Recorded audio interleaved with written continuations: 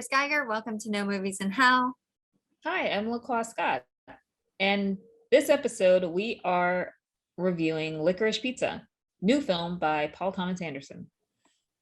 Paul Thomas Anderson, who has done some amazing stuff. Yes.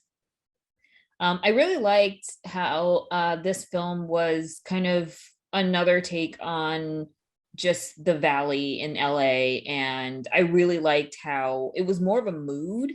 So like Magnolia was about the same thing, San Fernando Valley. I don't know. I just felt like this, if this were a television, multi-episode television series of just, a day in the life of, people, I thought it was great. It was just very much of kind of the nostalgia of the time and like the weird characters that you run into in LA. And obviously this main plot of a child actor and I guess an entrepreneur because she held many different roles and their relationship. So it's good. I thought it was great. I saw it Monday, so not that long ago. And I didn't really know what to expect from the trailer. Like I could tell it was kind of slice of life, but I couldn't really tell, I don't know what to expect from a Paul Thomas Anderson movie because some of them are very slice of life and some of them are very intense, like Yes. cinematic experiences, like There Will Be Blood. Yes. So on the scale of what do I prefer, like I definitely prefer the more intense cinematic experiences that he can bring. Not that I don't enjoy slice of life too, but I think the intense ones like Phantom Thread I thought was very Oh intense. yeah. And I think he does it so well. And there are so few movies that are that intense that can bring it to the table in a way that is compelling. Yeah.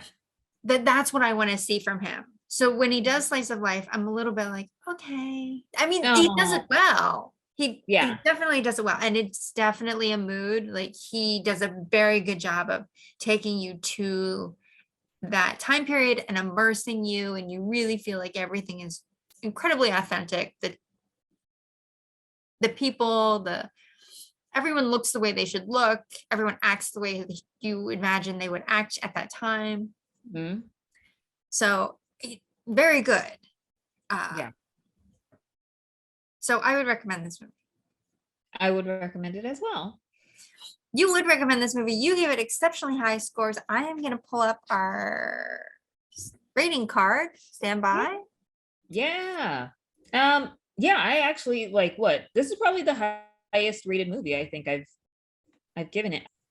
I guess the story was pretty soft because I wish that there was a bit more.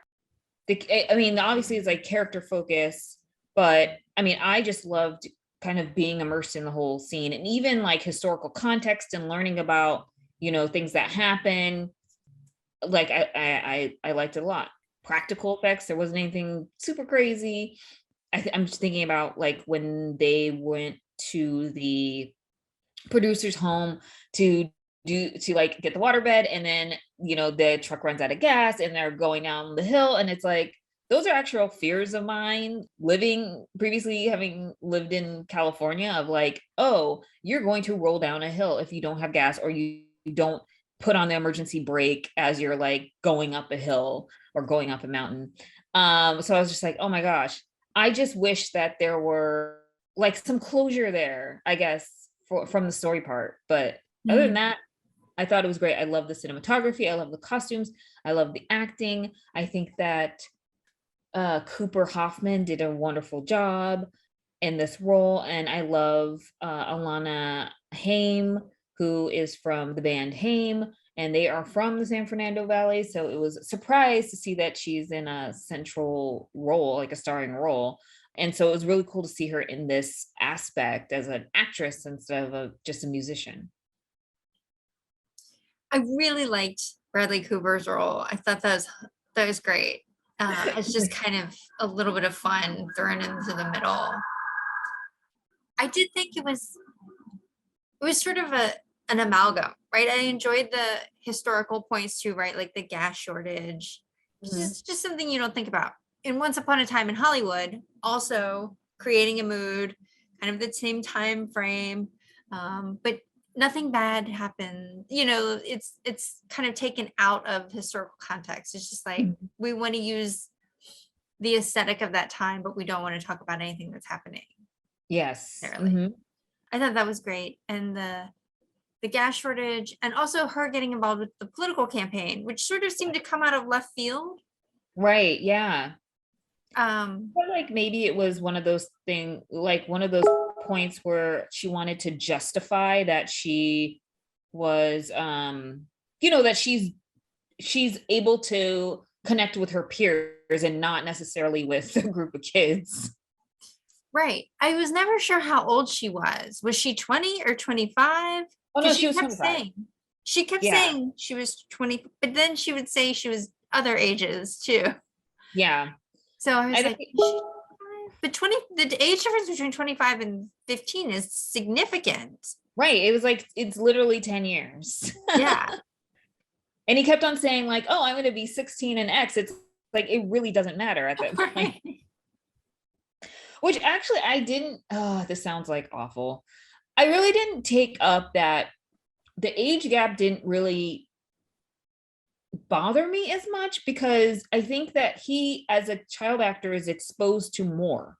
And the 70s were kind of like a different time. So it's like, yeah, you have a crush on this woman, but like probably nothing is going to matriculate out of it because of the age difference. But also, he's been exposed to adults his whole life in terms of acting that like you have to act a certain way, you need to be a certain way, as seen from like one of the scenes where they all get flown out, to New York to promote.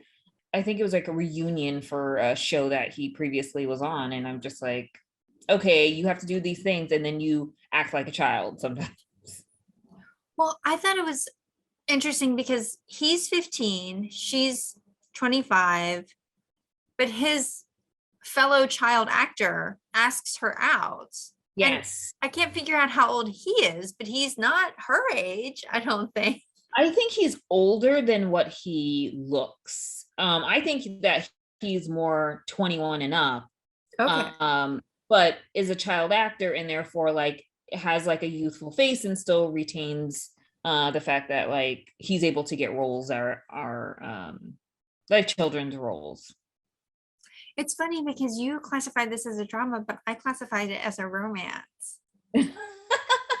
I think because I was, again, I think like I framed it as a mood of like just kind of, it's interesting. Like I I saw it as like a drama because it was just kind of like a day in the life. But then at the same time, legit, the last job that he had was being, being in New York promoting that show. And then he messes up. And effectively, the rest of the film, you don't really see him like actually working. He's hustling and doing other things, but he's not being called in for, he auditions for like a serious thing, but like, ultimately it's never revealed if he got a job again. So I was just like, oh, that's interesting.